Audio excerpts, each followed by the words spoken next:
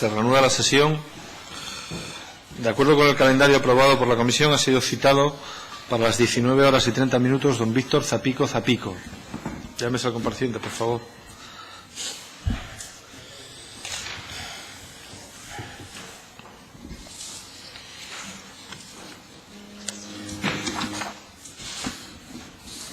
Buenas tardes. Tome asiento, por favor. Es frío.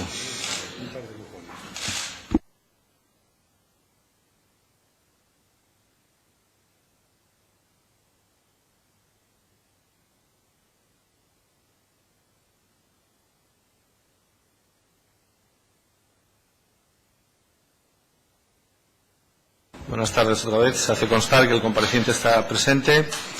De acuerdo con el artículo 74 del reglamento de la Junta General y con la resolución del presidente de la Cámara 24 de 20 de octubre de 1998 sobre comparecencias ante las comisiones de investigación, los derechos que le asisten ya le han sido comunicados en el requerimiento de comparecencia y a mayor abundamiento los tiene a su disposición en el escaño por si desease consultarlos en cualquier momento a lo largo de la sesión.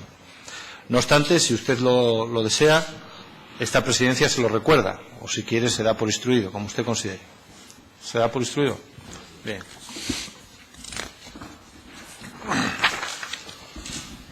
Tal y como se le comunicó en tiempo y forma, su comparecencia ha sido requerida para que en su condición de exdirector regional de Minería y Energía, exconsejero de Industria y exempleado de Mina de la Camocha, apoderado, preste testimonio sobre la situación y circunstancias de los hechos objeto de investigación y sobre todo lo que conociera en relación a los mismos desde la perspectiva de los diferentes cargos que ha desempeñado y en especial en relación a las informaciones relativas al posible enriquecimiento de don José Ángel Fernández Villa. Como también se le comunicó en tiempo y forma, tiene la posibilidad de efectuar una exposición previa, si así lo desea, por un tiempo de no más de 30 minutos. Seguidamente, los grupos parlamentarios podrán, por un tiempo aproximado de unos 30 minutos, formularle preguntas de acuerdo con el siguiente orden: Grupo Parlamentario Mixto, Grupo Parlamentario de Izquierda Unida, Grupo Parlamentario Popular, Grupo Parlamentario Foro Asturias y Grupo Parlamentario Socialista. Por último, podrá el compareciente intervenir para hacer aclaraciones o precisiones por un tiempo no superior a 5 minutos. La comparecencia se desarrolla en sesión pública, se graba y se publica en el diario de sesiones de la Junta General, que podrá consultarse en la página web de esta Junta, a través de la cual también puede seguirse esta sesión. ¿Desea el señor Zapico hacer una exposición previa? No. Bien, pasamos por lo tanto al turno de preguntas. En primer lugar, le corresponde ese turno al Grupo Parlamentario Mixto, del cual yo soy el portavoz. Durante este turno, por lo tanto, yo voy a formularle alguna pregunta. Durante este turno ostentará la presidencia de la comisión la vicepresidenta doña Esther Landa. En primer lugar, don Víctor, quiero darle explicaciones que creo que le corresponden por dos cuestiones. Primero, como presidente, quizá tenía que haberlo dicho, pero se me pasó, como presidente de la comisión, ofrecerle disculpas por los problemas en la notificación que hubo para su comparecencia ante esta comisión.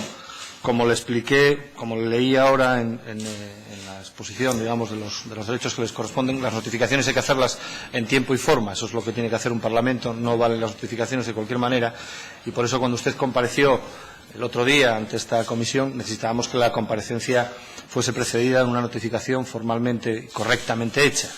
Y no habíamos podido hacerlo con anterioridad ante el domicilio que nos constaba que era el suyo aquí en Oviedo.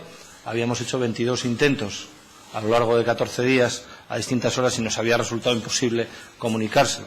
Por eso, esa era la razón de que no lo hubiésemos podido notificar personalmente y directamente, ya digo, como el reglamento y la resolución que yo antes le dije nos obliga, ¿no?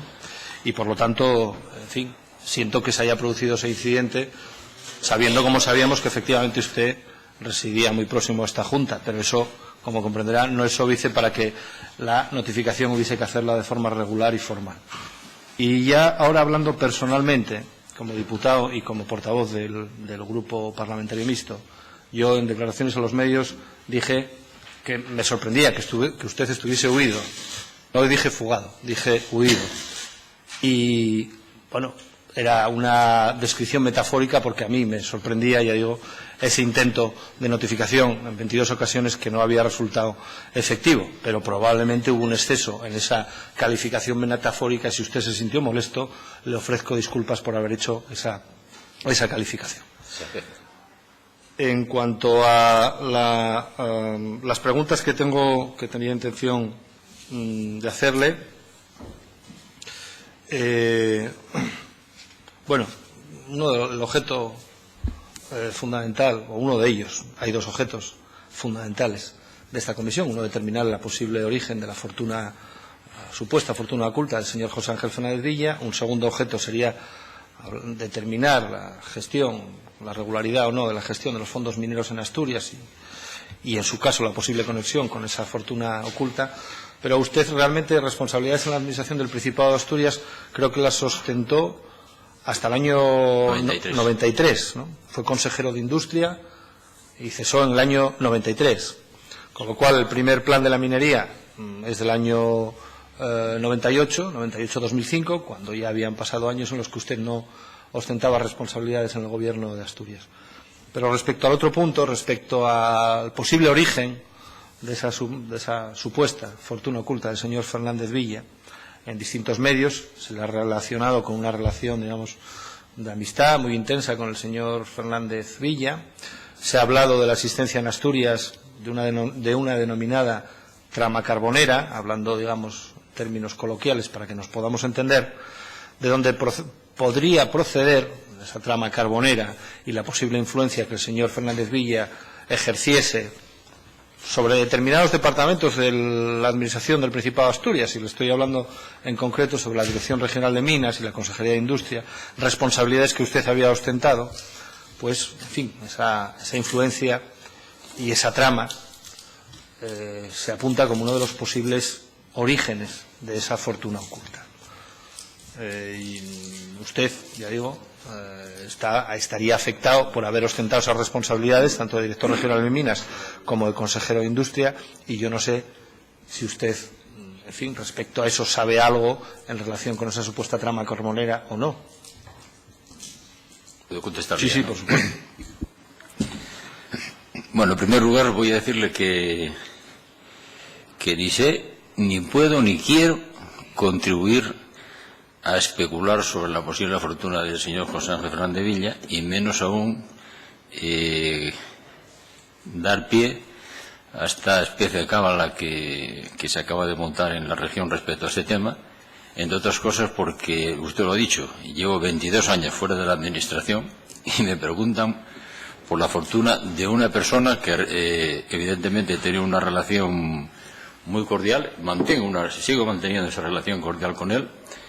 Y es una relación que no va más allá que la que puedo tener con cualquiera o con la misma que tuve con cualquiera de los diputados que hubo en esta Cámara o con cualquier otro compañero tanto del sindicato como del partido. Dicho eso, yo no sé si quiere que siga con la famosa trama carbonera, si le parece. ¿Qué hay de esa trama carbonera? ¿Existe esa trama carbonera en Asturias? ¿Y qué implicaciones tiene con el señor Fernández Villa, en su caso? Sí, el señor Fernández Villa no puede tener nada con la trama carbonera, entre otras cosas porque no existe la trama carbonera. Y me voy a explicar, y es muy fácil de entender. Que yo recuerde, la trama carbonera me parece que es como el Guadiana. Aparece en el año 90, no voy a decir el personaje que lo saca, porque bueno, es de sobra conocido y no merece la pena ni que lo mencione en esta sala. Aparece en el año 90 y va apareciendo y desaparece en función del tiempo. Pero a lo largo de este tiempo uno se hace preguntas y me he tomado la libertad de preguntar en varias veces qué entiende la gente por eso de trama. Tanto trama, y yo, claro, me gustaría saber la opinión que cada uno tiene de lo que es una trama. Y entonces yo me he ido al diccionario para ver si eso tenía un viso de realidad. Y resulta que me encuentro que es una especie de confabulación íntima, además he tomado nota, ¿no?, que perjudica a alguien. Y entonces voy a empezar a explicarle, oye, a todos ustedes, el final de lo que se conoce como trama carbonera, y luego, si ustedes lo prefieren, empiezo por el principio. La famosa trama carbonera termina en una cosa tan sencilla como la que les voy a explicar a ustedes. Ustedes tienen una empresa carbonera, tienen una producción de carbón, esa producción de carbón la dejan ustedes a la puerta de la central térmica correspondiente y a partir de ahí su papel ha concluido. ¿Qué ocurre después?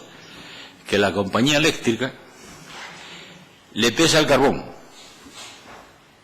se lo pincha, lo analiza, determina la humedad, determina el azufre, determina el poder calorífico de esos carbones, determina las cenizas y a continuación le aplica una fórmula paramétrica que no voy a reproducir aquí. Es una fórmula paramétrica de precios, a la cual hay que añadir el asucero que tiene la central, es decir, si yo en el contrato tengo el asucero, el índice de la Unión Europea o el índice McCloskey, uno de los dos índices que son un tanto diferentes, y cada central y cada empresa tiene el que estime conveniente. Y luego ese precio depende de la ubicación de la central, si está en el litoral o está en el interior, porque los precios son distintos. A partir de ahí se produce el hecho final, es decir, se determina el precio de esa tonelada de carbón y se determina el peso. ¿Qué puede ocurrir? Que dentro del marco del contrato que pueda tener la determinada empresa pueden haber desviaciones que pueden lugar a dar penalizaciones. Y en algunos casos, si esa desviación es importante, se produce el rechazo. Y entonces lo que ocurre es que el carbón que la central le ha rechazado, se apropian de él, se quedan con él y no se cobra. Y al final le dicen, la factura suya corresponde a esto y a esto. Si usted no está de acuerdo, ¿qué ocurre? Que baila. Cuando usted mire esto, usted baila. Si no está de acuerdo con la central, baila. Y eso es el final de la película. Y si en ese proceso que le acabo de explicar, usted es capaz a imaginar una trama carbonera, pues entonces tengo que decirle que me tengo que callar. Porque es que yo soy incapaz a ver una trama carbonera en lo que le acabo de explicar, que es el final. Pero si quiere, y si ustedes lo tienen tiempo suficiente, les explico el proceso completo desde el principio hasta el final, y además voy a decirle lo que ocurría en el año 87 hasta el año 91, que es cuando yo fui director regional de Minería y Energía. Y le explico todos los pasos posibles que existen hasta el momento que acabo de decir. Ahora queda a su criterio. No, me gustaría que me explicase solo una cuestión. ¿Qué papel tenía, dado que usted, como ha dicho, fue director regional de Minas, luego fue consejero de Industria, qué papel tenía la Dirección Regional de Minas en el control de ese carbón, el control de los cupos de carbón que iban a cada una de las centrales? Lo de los cupos de carbón es algo que no existe. Esa es una palabra de chigre, ¿no? No sé si se llama cupos o de otra manera, sino la cantidad de carbón que extraía cada central, bueno, cada mina, ¿no? Les voy a explicar el proceso, si le parece bien, de la época 87-91, que es cuando fue director regional de Minas. Bueno, pues la producción de carbón estaba alrededor de me parece, si la memoria no me falla, de los 6 millones de toneladas más o menos, creo que lo tengo por ahí en algún sitio, sí. 1.400.000 de antracita, que se consumía preferentemente en la central térmica de Narcea, y unos 4,7 que es de Ulla, de la cuenca central asturiana. En ese periodo de tiempo se producen hechos que son bastante diferentes a los que existen hoy. Es decir, se coge una época en el cual, de acuerdo con lo estipulado en el Plan Energético Nacional del año 83, que llega hasta el año 91, pues se producen hechos relevantes que son importantes de cara a lo que estamos hablando. Es decir, por una parte, se busca el ahorro energético, y por otro se da primacía de consumo, o se da prioridad de consumo al carbón. Con lo cual quiere decir que las centrales térmicas convencionales funcionan mejor. También hay dos motivos por los cuales se consume más carbón. Es decir, que en el año 89 se produce una etapa de una sequía que creo que se prolonga hasta el año 95. Existe la moratoria nuclear y la crisis del petróleo. Por tanto, el carbón cubre cualquier déficit en la generación de energía eléctrica que se produce en ese tiempo. Eso da lugar a que hay un consumo pues mayor como es evidente, y las centrales, las horas de funcionamiento que la Administración Central da a las compañías, pues son mayores. Y además tiene una cierta preferencia, como no puede ser de otra manera, el carbón nacional. El carbón que se produce en Asturias tiene 3 mercados potenciales. El primero es el de las centrales térmicas, depende de que sea carbón siderúrgico o coquizable, y el carbón térmico. Consumo de usos domésticos, en que las empresas pues podían vender del orden del 20 o un 30%, más o menos, en mercados que estaban fuera de Asturias y en la propia Asturias. Y los carbones siderúrgicos, que bueno, son mucho más caros que el térmico, pero que tienen, en Asturias hay muy poca, o sea, prácticamente no hay esa producción. Únicamente lo que producía la MSP, posteriormente Mina La Camocha, y algo de Unosa. Lo que determinamos que el principal consumo estaba en las térmicas. Y ahora la pregunta que usted dice, ¿quién controla esos carbones?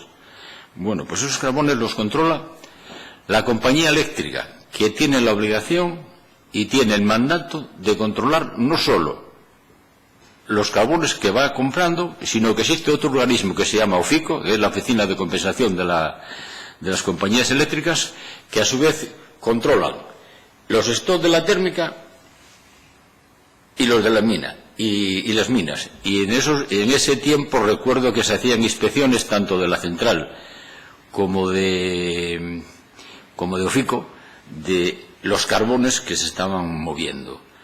La Dirección Regional de Minas, que hacía fundamentalmente pues labores de seguridad y de ordenación minera, y se estaba poniendo cierto orden en el desconcierto que existía con los planes de labores. Es decir, que una mina lográsemos que realizase un plan de labores, pero bastante difícil. El plan de labores es un documento donde se analiza toda la actividad de una explotación minera durante un año, con todos sus parámetros.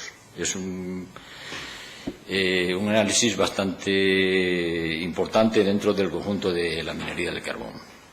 Pero, ¿cómo se contratan los carbones? Pues las grandes empresas, llámese Unosa, llámese la MSP, llámese Minas de Ficaredo en aquel entonces, Carbonar, González y Díaz, o Atrita de Gijón, que en aquel entonces había, esas empresas mayoritarias gozaban de la fortaleza, por llamarlo de alguna manera, frente a la térmica, de poder obtener un contrato de suministro durante un periodo de tiempo. El resto de las minas pequeñas, pues como vulgarmente se dice, andaban a salto de mata, iban vendiendo o no vendiendo, porque la potestad de comprar el carbón la tienen las compañías eléctricas.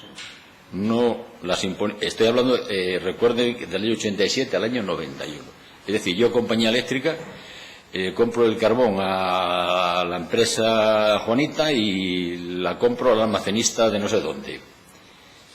Yo recuerdo, como caso curioso y como una anécdota, que en aquellas fechas, sobre todo al inicio de mi llegada a Minas, había ciertas sorpresas de que un almacenista podía vender a una compañía eléctrica 90.000 toneladas al año. Y sin embargo, una mina pequeña, que con una producción mucho más pequeña, pues tenía grandes dificultades para colocarla. No se la cogían, por razones evidentes de que era una producción minoritaria dentro del conjunto de Asturias. La labor que había hecho la Dirección Regional de Minas entroncaba con la actuación de la Administración Central en que había que proteger al carbón, pero a una cierta capacidad de producción, y en Asturias lo que desgraciadamente había un minifundismo espectacular, un derroche de minas pequeñas de muy poca producción, que generaban problemas de seguridad excepcionales. Recuerdo que el primer problema que yo me encontré o heredé del señor Bumiel era que había un índice de accidentes espectacular, y él, ya en el gobierno de Pedro Silva, de las cosas que yo me encontré muy bien hechas, era que había hecho una campaña de seguridad con unos monitores que realmente se prolongó en el tiempo y ha sido tremendamente positiva. Por tanto, el carbón lo coge la central, el control lo tiene la central, que lo tienen hasta, si la memoria no me falla, hasta el año 98, en el cual ese control pasa a ser de la Administración Central a través del Instituto a través del Estatuto del Carbón. Es decir, esos son los dos controles que hay. Minas, claro, evidentemente Minas ve la producción porque lo tiene en el plan de labores y además los propios inspectores de seguridad pues lo conocen. Y eso es así, ¿por qué? Porque el precio de los carbones en la fecha que estamos hablando, y posteriormente este sistema fue cambiando a lo largo de los años, el sistema de precios del carbón era un sistema artificial, es decir, había un precio político del carbón. De tal manera que quien pagaba el carbón, al ser un precio político no se podía comparar con el precio de carbón internacional, y al ser un precio político, la central eléctrica, la compañía eléctrica, paga el carbón al minero y la compañía eléctrica recibe el dinero a través de OFICO, de esa oficina que le he dicho de compensación, que le paga a la compañía eléctrica para que a su vez pague al minero. En la proporción, si mal no recuerdo, era que si, por ejemplo, la compañía eléctrica le pagaba a la empresa minera 10 pesetas, pues lo que realmente le estaba pagando era la compañía eléctrica 4, porque las otras 6 se las reembolsaba a través de OFICO. ¿Realmente quién pagaba el carbón? OFICO, la administración. Bien, por lo tanto, el papel de la Dirección Regional de Minas, según usted, es un papel absolutamente secundario en ese control, digamos, de los cupos de carbón que se venden a cada término. Es que no hay cupos de carbón, hay un control de la producción de carbón que se hace a través de los mecanismos ordinarios que tiene la administración, pero la compra y la decisión no corresponde ni a Minas ni a la administración regional de ninguna de las maneras. Durante su periodo como, en aquella época, de director regional de Minas y después como consejero de Industria, tuvo conocimiento de algún fraude, de alguna irregularidad por parte de las empresas mineras? Pues de la época que estamos hablando del 97 hasta el 93. Del 87 hasta el 91 no hay. Sí había recuerdo con anterioridad a esa fecha, en los años 80, que habría pues los rumores típicos en los mentideros mineros, y que salió en los medios de comunicación hacia el año 80 y algo, ni por asomo estaba yo en Minas, que se decía que, bueno, salió en la prensa, que un señor minero había puesto una chapa de acero en un camión para que el peso fuera distinto, ¿no? Será una cosa de picaresca pura y dura, pero de hace años, ya bastantes años. Y eso es una bola que va creciendo con los años y aparece siempre. La otra mentira que se decía, bueno, pues se decía que las centrales, que las compañías habían pillado a algún señor que ponía con los carbones pues restos de café para aumentar los volátiles. O sea, picarescas de ese tipo. Y yo creo que eso debe ser una bola de nieve que va corriendo y al final, pues eso. Pero le estoy hablando de los años 80. Sí. Vamos a hablar de alguna cosa más cercana a estos días, ¿no? Bien, usted ha sido condenado junto con otras personas en una sentencia del Juzgado Penal número 2 de Gijón el 21 de noviembre del 2014, precisamente por fraude en las ayudas al carbón. Por vender como carbón de procedencia nacional. En el caso, estamos hablando del caso de procedencia de la mina La Camocha, de la cual usted era apoderado. Vender carbón con esa supuesta procedencia cuando era carbón importado que se había obtenido por un precio bastante más barato, ¿no? Usted sabe, evidentemente, conoce esa sentencia, pero ahí hay un fraude en las subvenciones. No es tanto un fraude a las compañías eléctricas, porque aquí usted, de todo lo que nos ha explicado, digamos que son las compañías eléctricas las que fijan el precio, las encargadas del control. En esta sentencia estamos hablando de unas subvenciones desde los años 98, 99 y 2000 por algo más de 15 millones de euros aproximadamente, y se supone que se han obtenido unas subvenciones ilegales, ya digo, con haciendo pasar por carbón térmico nacional, carbón de importación. ¿Eso también forma parte de la picaresca o tiene, en fin, otros orígenes diferentes? No, eso forma parte de una sentencia. ¿Ya? Parte de una sentencia. Sí, sí. Que será y estamos condenados por una señora, una juzgadora, vamos a decirlo así de claro. Y en primer lugar quiero agradecerle que sacase este tema. Como usted comprenderá... Era evidente, usted sabe cuando se... Era evidente y que si se iba a sentar ahí este tema iba a salir, yo creo que eso era evidente. Que ese tema iba a salir, claro, y entonces me da la oportunidad en un foro público, pues de poder decir algo, ¿no? Digo yo. Ya que me pregunta usted... dijo bastante, hay una rueda de prensa usted... En un... Sí, pero digo yo que aunque no tenga nada que ver con la fortuna del señor José Ángel Fernández Villa... Oye, voy a relacionarlo con eso porque... Bien. Pues no, porque, digo, yo le pregunto si esto forma parte de esa picaresca o esos rumores en los mentideros de la minería o tiene visos de realidad. No tiene Según la sentencia es bastante real. Sí, es una sentencia. Oye, al final, mire, yo le voy a explicar lo siguiente. Esto ocurre en los años, bueno, hace 13 o 14 años ya, supongo que usted lo sabrá también como yo, en el cual dos jueces dicen que no hay ningún delito y una tercera juzgadora pues dice que lo hay y nos condena a lo máximo.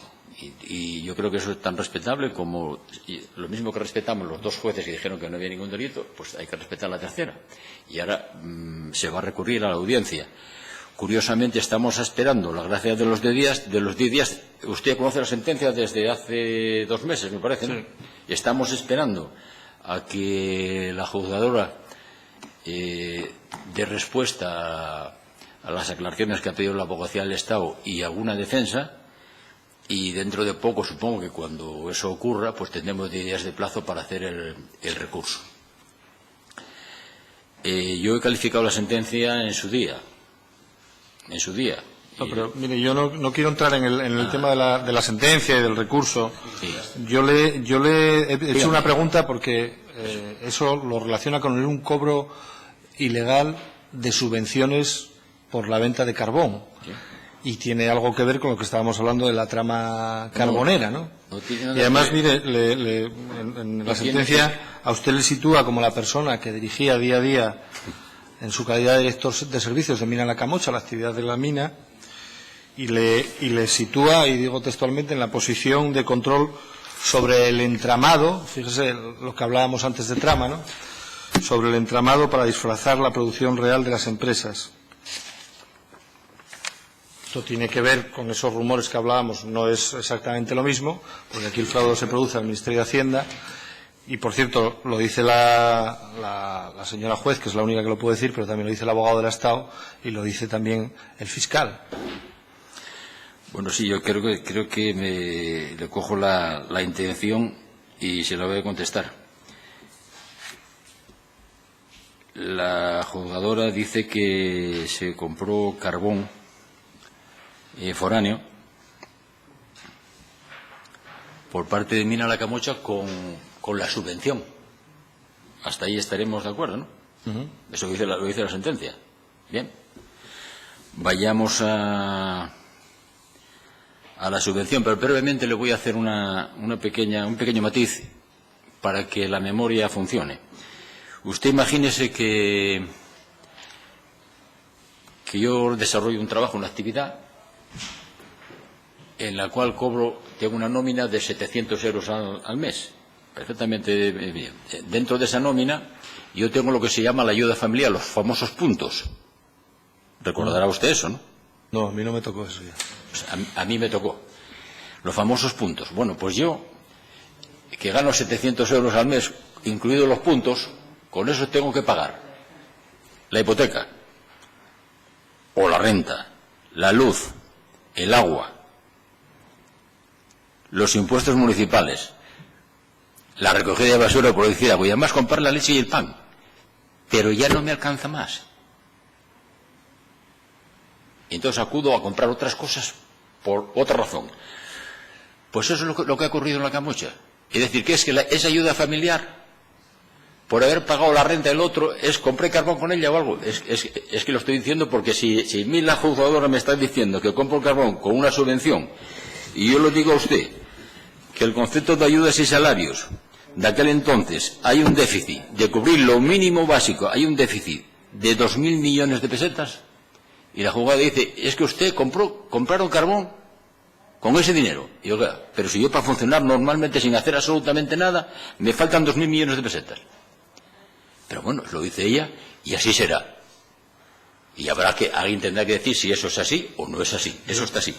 Pero voy a decirle más todavía. Usted sabe que las importaciones de carbón estaban prohibidas en España, en virtud de un decreto que tengo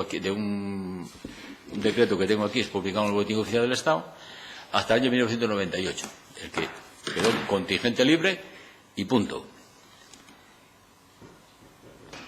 Habrá visto en la sentencia, o en los datos que le hayan facilitado de la Fiscalía, que Aduanas entrega una documentación donde aparecen todas y cada una de las empresas que han importado carbón. Curiosamente no figura Mina La Camocha. No figuran otras empresas que también han sido condenadas en el mismo pleito. Exactamente. Pero, claro, no me es que curiosamente aparecen otras empresas que el fiscal y quien haya sido miraron para otro lado. Y están ahí. Mire, a mí la Fiscalía no me ha facilitado nada, no me tiene que facilitar nada, porque es una empresa, que es pública, que ha salido publicada en la prensa y que he tenido acceso a ella.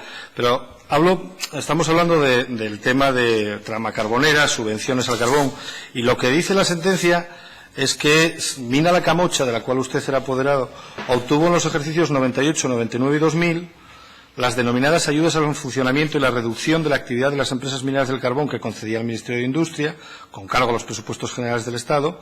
Dice cuál es la regulación normativa, el Real Decreto 20/20 del 1997, 26 de diciembre, dentro del marco jurídico de la Decisión 3632/93, CECA de la Comisión Europea, y que estaban destinadas a reducir la diferencia entre los costes de explotación para cada tonelada de carbón producida por cada mina y los ingresos por ventas de carbón térmico, ayudas que en todo caso estaban previstas únicamente para el carbón de producción propia de las empresas mineras que reuniesen los requisitos y cumpliesen los compromisos de reducción, modernización, reestructuración y racionalización. Bien, estamos hablando de que todo esto que me cuenta usted, de las térmicas y tal, está muy bien, pero de lo que está hablando la sentencia es de obtención de unas subvenciones de forma ilegal por haber vendido un carbón que no era de producción de la propia mina por carbón,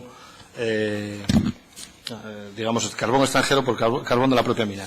Y le preguntaba la relación con este asunto porque a usted, que le sitúa en la posición de mayor control sobre ese entramado para disfrazar la producción real, pero también dice que las operaciones de mezcla trabajaba en las dependencias de San Martín de Güelces y nadie que allí lo hiciera podría ignorar la entrada de camiones cargados de carbón, ni las operaciones de mezcla del mismo. No podrían ignorarlo los trabajadores ni los responsables sindicales con los que él manifestó eran su objetivo principal en la empresa, porque es imposible no conocer que se vendieron más de 90.000 toneladas de carbón que nunca se sacaron de los pozos. Bien. Esto es lo que dice la sentencia, ¿eh? Sí, evidentemente respeto su derecho, la conozco. Como no podía ser de otra manera, considerar que no es firme, que lo recurrirá y tal. Pero aquí está hablando de que era una operación en la cual parece ser que a la luz de todo el mundo, porque como dice, no se podía desconocer que se vendieron más de 90.000 toneladas de carbón que nunca se sacaron de los pozos. Bueno, por lo tanto, ¿quién controlaba lo que se sacaba de los pozos?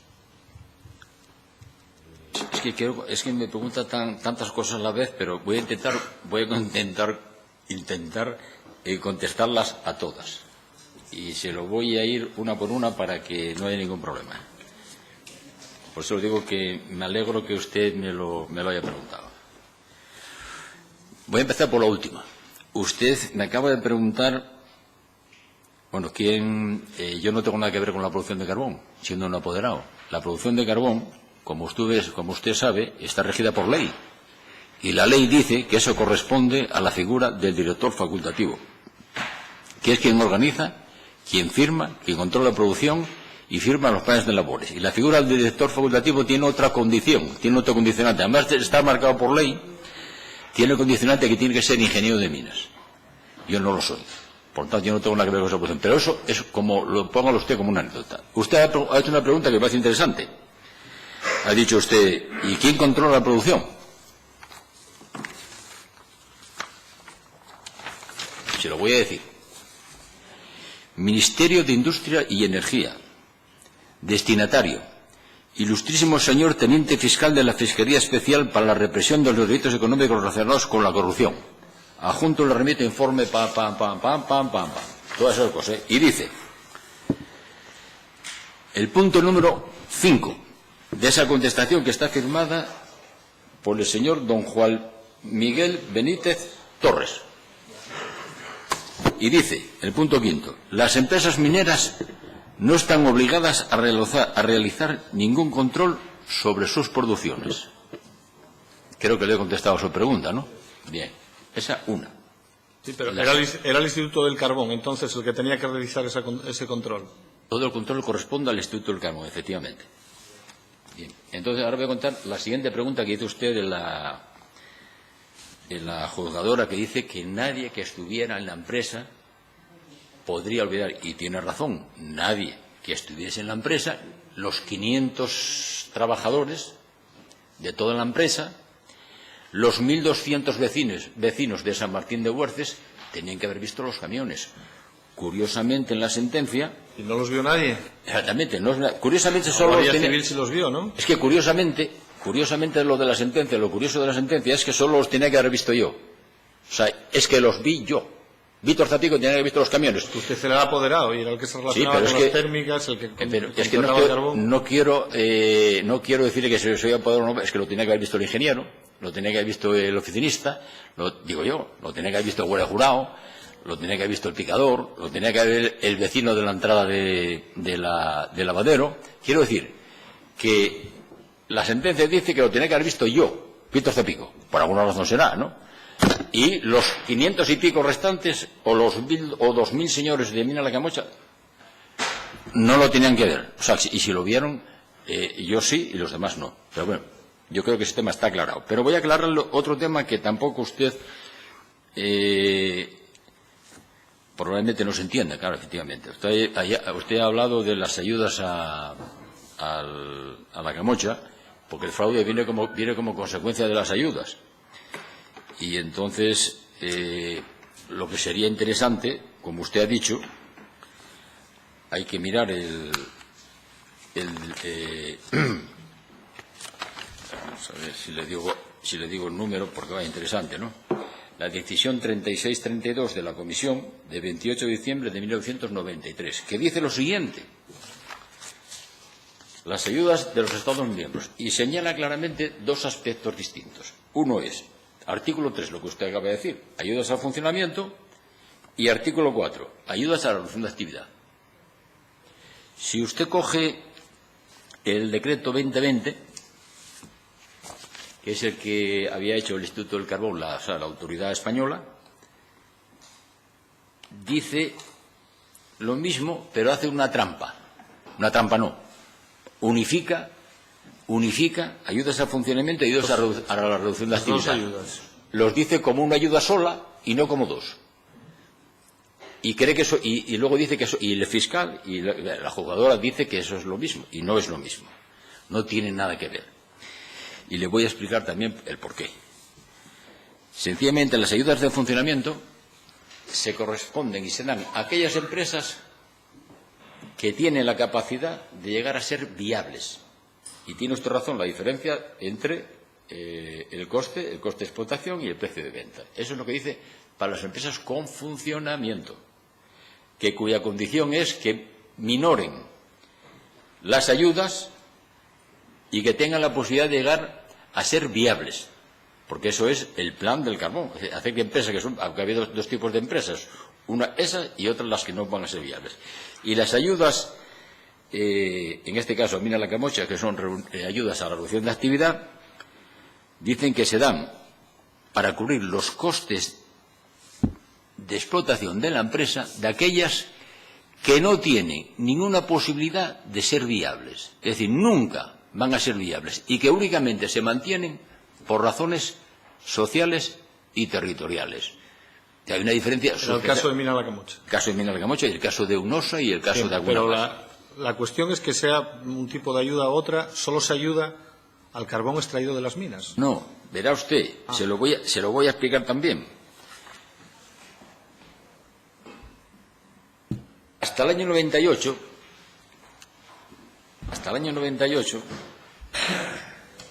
las subvenciones al carbón venían a través de lo que se llama suplemento de precio y a través de OFICO, que se lo he explicado yo, que se daban, que efectivamente tiene usted razón, en la que hasta aquel entonces se subvencionaba el carbón que entraba, tantas toneladas, y se daba una compensación por esas toneladas. A partir del plan específico 98-2005, la ayuda en el plan la ayuda, la reducción de actividad y creo que también el funcionamiento, ayuda es una ayuda a la empresa, no a la tonelada del carbón, a la empresa. ¿Cómo se calcula? ¿O cómo se calculó la ayuda por ejemplo, de Mina La Camocha o de cualquier otra? Cogiendo todas las ayudas que mantenía hasta ese año, más todo el resto que le fueron dando, tanto de inversiones de materiales, de infraestructura, se unifica en una cantidad y se dice ahí tienen el dinero. O sea que usted lo que me está diciendo es que daba igual la producción de Mina de la Camocha y que el carbón que se vendiese a la térmica de Aboño fuese de procedencia de la Camocha que de procedencia de países fuera de la Unión Europea. Lo cierto es que esas subvenciones había derecho a cobrarlas igual. Es lo que usted me está diciendo ahora. Yo lo que le estoy diciendo que con independencia del carbón que entregase Mina La Camocha, la ayuda iba a ser la misma. Ya, bueno, y eso... se lo voy, es que se lo voy a decir, no, si es que da igual porque, quiero decir, aquí no estamos en esa discusión de carácter jurídico. El abogado del Estado, el fiscal y su señoría consideran otra cosa. Yo le preguntaba esto porque en el párrafo que le leí decía que esas operaciones de mezcla del carbón no podían ignorarlo, desde luego usted no, porque dice que era el apoderado, en fin, ya le expliqué antes la terminología que utiliza, digamos, el dirigente máximo de ese entramado, y no lo podían ocultar y se podía estar a la vista de todo el mundo, e incluso que su relación o su objetivo principal en la empresa era su relación con los sindicatos.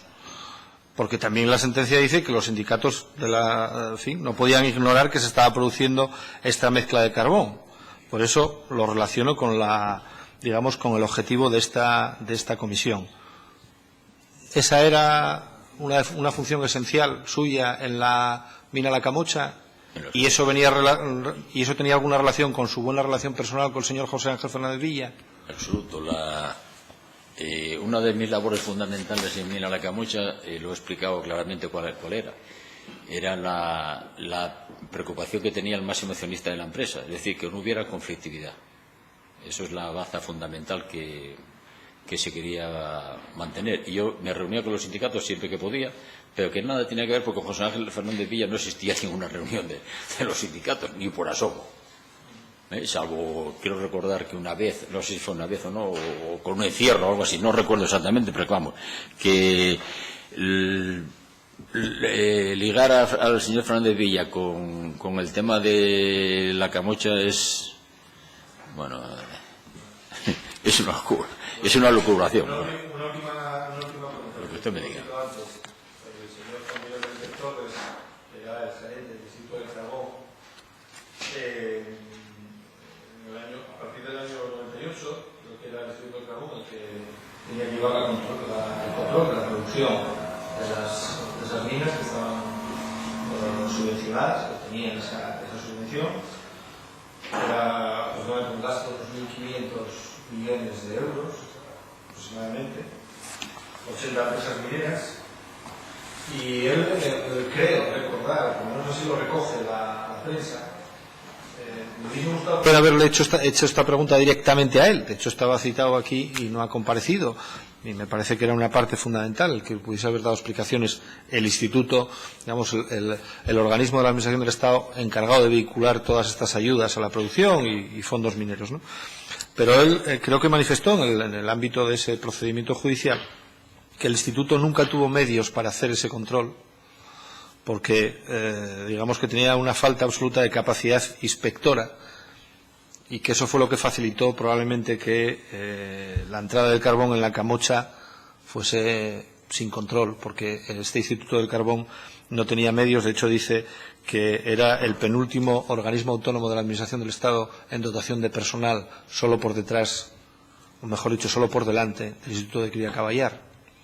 Era cierto esta falta de medios para desarrollar la actividad inspectora por parte del Instituto del Carbón, como creo que se puso de manifiesto en ese procedimiento judicial? Yo me pareció, dijo una cosa parecida a la que usted está diciendo, pero se llama tirar balones fuera para ocultar una irresponsabilidad suya. Es decir, yo argumento que no tengo para no hacer o no querer hacer. Yo ya no puedo opinar si tiene... Entonces, ¿usted considera que faltó ese control por parte del Instituto del Carbón? No sé si faltó o no. Yo digo que no, esa misión que antes tenían las compañías eléctricas y que se tuvo y se hizo a través de OFICO, posteriormente, que yo sepa, que no sé si lo hicieron o no, o sea, no estoy prejuzgando absolutamente nada. Pues no, según dijo él, no se hacía. Y eso es una responsabilidad suya. Sí, sé que es una responsabilidad suya, no le carga a usted con esa responsabilidad, pero digamos como conocedor directo de ese tipo de controles, por eso le pregunto, ¿no? Y sí, porque además estuvo en ese procedimiento y fue donde parece ser que se hicieron esas manifestaciones. Muy bien, pues nada más, por mi parte no le voy a hacer más preguntas. Simplemente, ya que sacó el caso, quiero decirle que de las 5 personas que estamos condenados por la jugadora hasta lo que se puede decir la audiencia provincial, es curioso que sepa también usted, o por lo menos que se diga también, que una de las condiciones por las cuales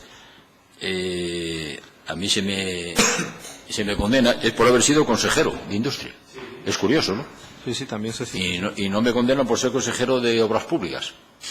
También me menciona por haber, de 92 contratos que hubo en la empresa, por haber contratado a una persona. Los otros 91 probablemente los haya contratado el cielo, pero una. Y voy a ponerle y darle otro pequeño dato que es bastante curioso, para poner la guinda en el problema, porque usted lo ha dicho y por eso lo voy a decir yo. Le era exigible, estoy leyendo textualmente, que ese carbón procediera de su propia explotación. Si usted mira el decreto 2020, esta afirmación no existe. Y que a este fin, explotar de sus pozos mineros tampoco existe. Diría, de sus propias concesiones, ni de sus pozos ni de su propia explotación. Y sigo. Con los medios materiales, personales y financieros propios. Tampoco existe, porque entre otras cosas, si eso existiese,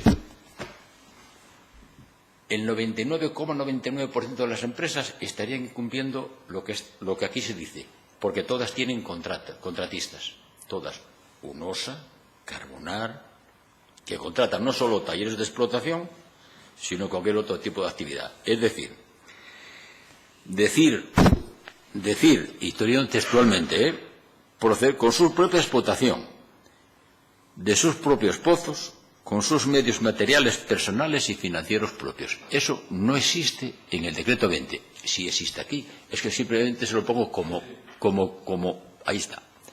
Y otra cosa que le voy a decir, porque lo sacó usted también. No, pero es que, ¿sabe? Yo le hice una pregunta muy concreta referido al asunto que estamos tratando aquí.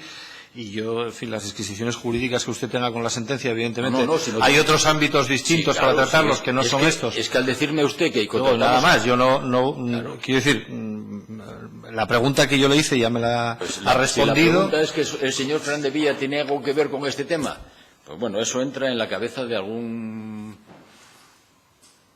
persona que lo ha dicho. De alguien que esté en tome alucinógenos, porque no tiene absolutamente nada tiene que ver con el señor Fernández Villa. Fernández Villa, ¿qué tiene que ver con el señor Fernando Luis García Burgos? En absolutamente nada. Es más, como ya he tenido oportunidad de decir, no eran de la misma teoría, se llevaban bastante mal. O sea, en una palabra no se podían ni ver. Máximo para decirme que puedan tener alguna relación, pues no, ninguna. Muy bien, pues nada, yo por mi parte no le voy a hacer más preguntas. Muchas gracias por sus respuestas. Para el turno de preguntas tiene la palabra el Grupo